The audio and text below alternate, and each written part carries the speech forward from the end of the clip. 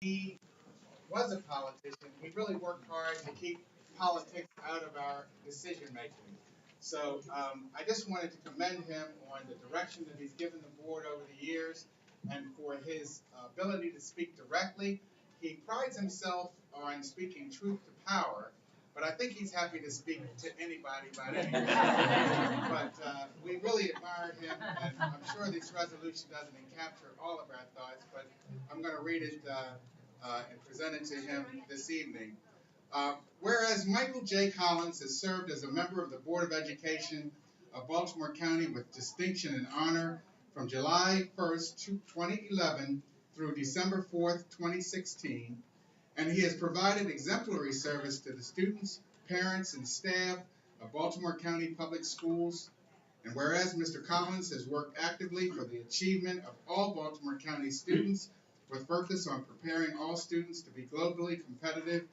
And whereas he has served on the following Board of Education committees, Building and Contracts, where he not only served as a member, but as vice chair, the Curriculum Committee, and the Government Relations Committee. And whereas Mr. Collins has dedicated his life to public service, and he's placed the needs of all students as his first priority. And whereas Mr. Collins has committed his time and expertise to the Baltimore County Public Schools community now, therefore be it resolved that the Board of Education of Baltimore County, herewith assembled in regular session on the 22nd day of November in the year 2016, recognizes the outstanding contributions of Michael J. Collins, and be it further resolved that the Board does herewith extend its deepest appreciation and gratitude for his dedication, loyalty, and service, and further extends its best wishes for good health, happiness, and continued success in his future endeavors. Michael, sincere congratulations.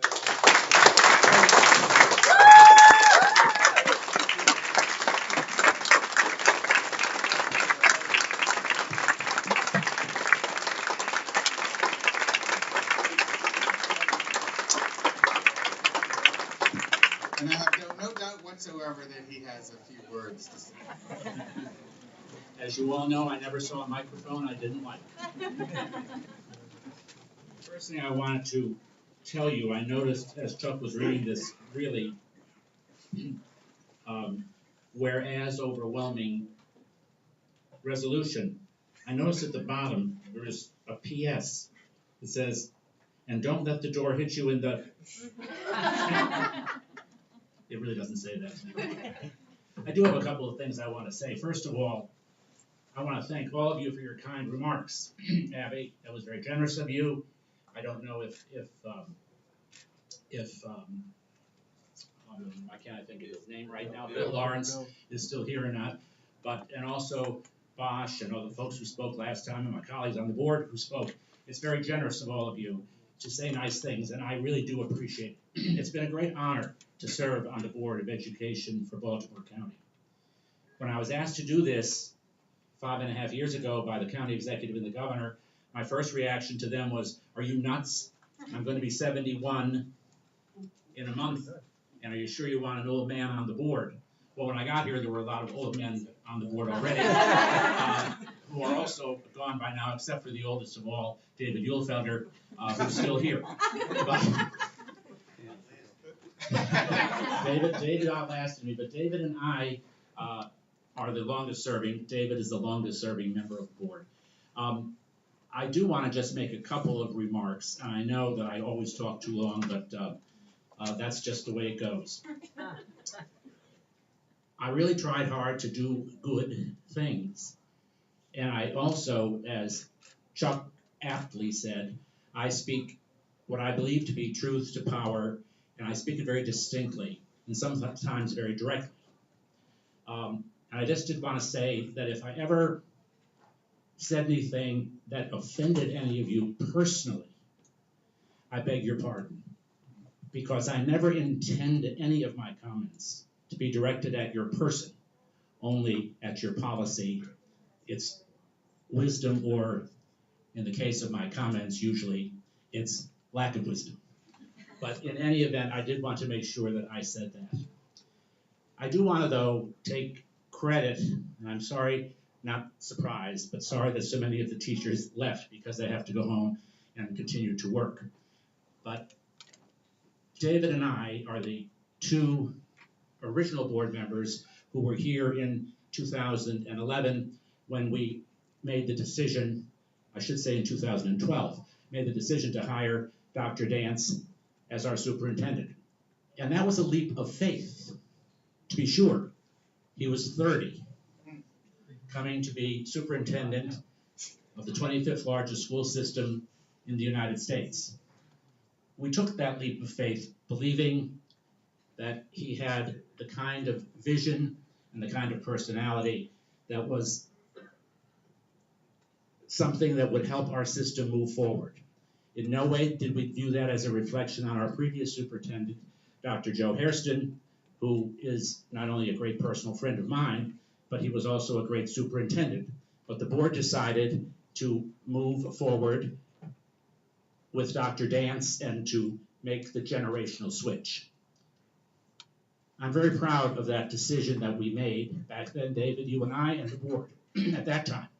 I'm also proud to be part of the 10 members of the board currently, which voted to rehire Dr. Dance, offering him another contract. And I just feel that that's very important to make note of, particularly at this time, given the atmosphere that we are in. I also, pardon me, want to mention a couple of things in addition. And this is a comment to my friends, including Dr. Dance, and all of you good, hardworking staff folks, and all the ones that aren't here but are work outside of the schoolhouse. I've been privileged in my life to be able to be in a position to be in charge of a lot of things in my professional life, at which I've been very blessed. And as a leader, you have to do one of three things every day. You have to lead, you have to follow, or you have to get out of the way. The hardest thing for a leader to understand is when to follow or get out of the way. I am convinced, more than ever, seeing the teachers and their signs today, listening to Abby for all these years, having taught for 30 years, that it is time for the central office personnel to get out of the way of the teachers in the schoolhouse, to get out of the way of the principals in the schoolhouse, and to let them get caught up on all of the remarkable, innovative, creative changes that we have made. It's really important to grasp the scope and magnitude of what we're trying to do as we pursue deliberate excellence in our school system. And Dr. Dance, every day he's been with us, has pursued that deliberate excellence. Even when I didn't agree with a particular decision or a particular implementation plan or whatever it might have been. I never once doubted his dedication to pursuing deliberate excellence. But it's time now, folks, who are not in the schoolhouse every day, to become the supporters, the cheerleaders, the assistants to our teachers and our principals and all of the in-school personnel as they consolidate and refine and implement those monumental changes we have made, so that as the years progress, more of our students will be highly technologically savvy. More of our students will be code proficient, will be Spanish language proficient, will be truly, when they walk across the stage, really college and career ready. But we have to give them all a rest now. Let them catch up. I don't mean a rest. I mean a rest from further good ideas. Because I was a classroom teacher for 30 years. And while I love all of those who have left the classroom, I'll tell you right now, you're fibbing if you don't say you forget a little bit of what it was like on a day-to-day basis. Right, Penelope? Right. You forget what it's like. So I'm encouraging you in the most firm way I can to continue the pursuit of deliberate excellence, but no more new stuff. Consolidate, refine, maybe eliminate some of the busy work, some of the nonsensical, I'll say nonsensical, you all can't say that, but some of the nonsensical data collection or whatever it might be. Give the boys and girls a break in the schoolhouse. They're great people. They work really, really hard. So you're welcome. But I want you really to understand that. I have two other things to say. And my colleagues aren't heckling me yet. This one is directed to them. I take great pride in speaking truth to power. And I've always done that in my entire life. And I will continue as long as I have breath to do it. But I've been troubled in recent times. And as a board member, I'm a little bit troubled too, while having a passionate respect for the First Amendment and all of the rights that it brings. We still have to be strong as board members to not be shy about speaking truth to inaccuracy, to speaking truth to judgmental errors, sometimes being a little harsher in my choice of words, speaking truth to stupid or truth to crazy. Again, always respect everyone's right to assembly, to speech, to all of those things guaranteed in our Constitution that make the United States of America the envy of the world. But as leaders of the educational system, we have to be courageous, and we have to stand up from time to time and not only speak truth to power, but speak truth to other things as well. And my final remark, so I won't disappoint anybody, is about my beloved Kenwood.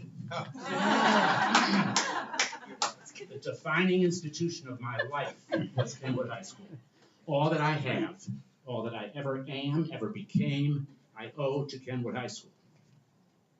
The important things I did in my life, I should say the most important things I did in my life, were not done on the floor of the Senate of Maryland, which was an enormous privilege to be there for 16 years, is not done sitting as an administrative judge on the bench in the Board of Contract Appeals for the last 14 years, or here on this board. The most important thing I did was work in those halls and in those classrooms and on those fields and with those young people.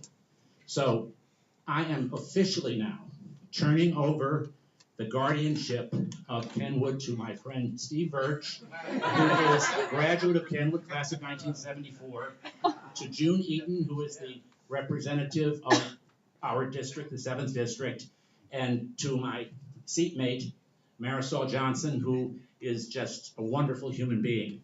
And I'm giving you three the mantle of guarding Kenwood at all costs. Make sure the air conditioning gets done on time. Don't listen to Pete tell us it costs too much. Don't listen to anybody say, we can't do this because. It's important. And at Dallas, I want to say, Dr. Dance, I should say, in this formal setting, don't get any ideas about taking away our new principal.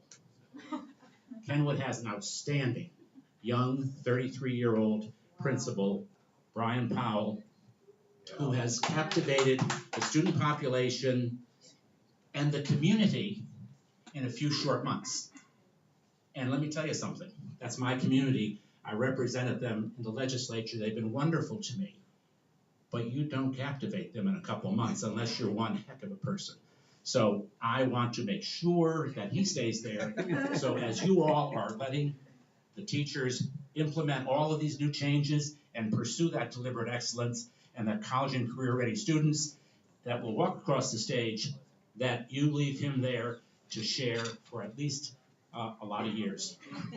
That's all I have. Thank you very much.